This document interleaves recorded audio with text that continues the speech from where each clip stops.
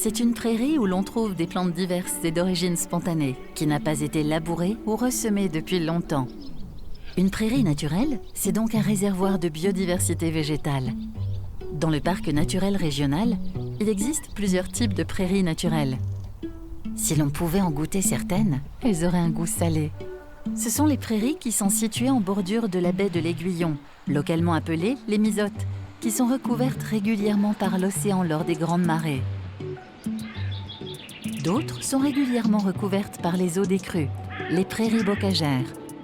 Et comme la nature n'est jamais catégorique, il en existe des saumâtres, où le sel nous rappelle que l'océan occupait ces espaces il y a des siècles. Cette diversité permet à de nombreuses plantes et animaux d'y trouver les conditions idéales pour se développer tout au long de l'année.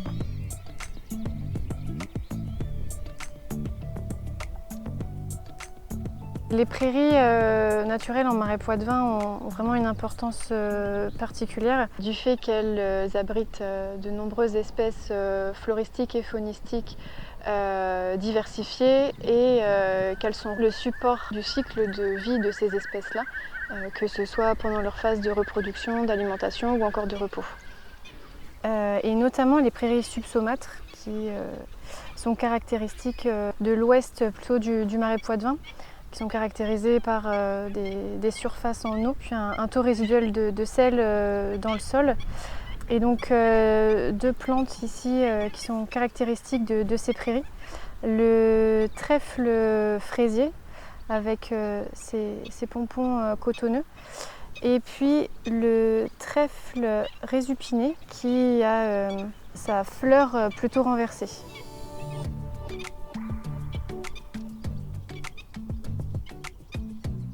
Sans intervention humaine, la plupart de ces prairies évolueraient lentement vers des boisements. Ce sont des générations d'éleveurs qui pratiquent le pâturage ou la fauche qui nous permettent de pouvoir admirer encore ces paysages changeants au cours des saisons. Vis-à-vis de la biodiversité, c'est hyper important parce qu'on est sur une zone humide qui est complètement aménagée. L'agriculture occupe tout l'espace du Marais Poitevin depuis des siècles et donc finalement ces prairies constituent le principal habitat, on appelle ça un habitat naturel, il est géré par l'homme, qui va accueillir la biodiversité remarquable du Marais Poitevin.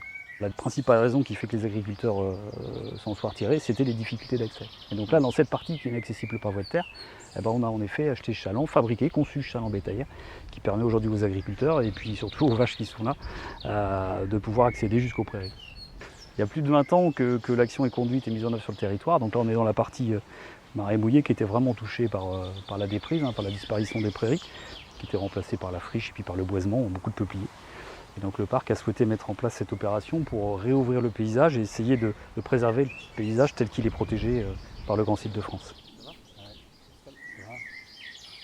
Si le parc n'avait pas un minimum de matériel, aujourd'hui il n'y aurait plus d'élevage dans le Marais, quoi. C'est des animaux qui sont heureux d'être en herbage plutôt qu'en stabulation. Et puis il y a le côté entretien de l'espace, il y a le côté collaboration avec le parc. Il y a aussi l'image valorisation de la race par des réseaux de circuits courts locaux.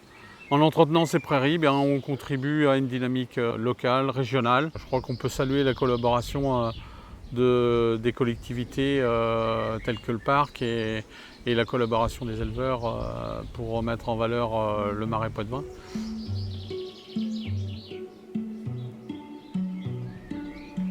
Il faut avoir en tête que ces surfaces de prairies, elles ont fortement diminué dans les années 80 et les années 90, du fait de la mise en culture, du fait de l'abandon de l'élevage dans les parties les plus humides.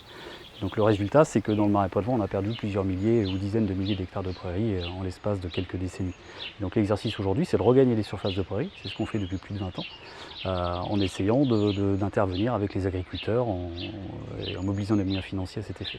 Concrètement, les travaux que l'on a pu conduire, c'est du broyage, du défrichage de parcelles, de la remise en prairie et des aménagements pastoraux pour faciliter le travail des éleveurs au quotidien. Ces aménagements pastoraux, c'est tout simplement de la pose de clôture, de l'aménagement d'accès, des abreuvoirs, du curage de fossés.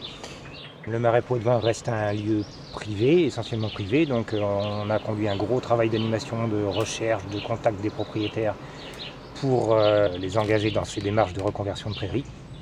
On a également travaillé avec presque la totalité des éleveurs de ce secteur de marais mouillés. Tous les éleveurs du territoire ont bénéficié à un moment donné, ces 20 dernières années, des actions du parc. On tient une moyenne d'une 50aine d'hectares par an à l'échelle globale du territoire du PNR. Et quand tu dis que ça concerne quasiment tous les éleveurs, Pascal, c'est parce qu'à la fois il y a des parcelles qui sont restaurées pour des éleveurs, mais on installe aussi des parcs de contention collectifs sur des prairies existantes, uniquement pour améliorer les conditions d'exploitation. En effet, il y a 2200 hectares de communaux, donc ça c'est un héritage historique des grandes prairies propriétés des communes. Et là, le parc accompagne les communes et les éleveurs de manière, dans la même logique, à entretenir les équipements de contention et puis à gérer l'abreuvement, enfin tous les éléments du quotidien que doivent gérer les éleveurs en fait, sont pris en charge en grande partie par le parc. C'est la gestion de l'eau, c'est l'accueil de la biodiversité. Et donc c'est la raison pour laquelle il faut trouver plus de moyens et des solutions nouvelles pour conserver des vaches sur nos prairies. C'est la synthèse entre différents enjeux qui sont cruciaux pour le parc. À la fois des enjeux de biodiversité, des enjeux économiques, et puis c'est également la préservation d'un paysage unique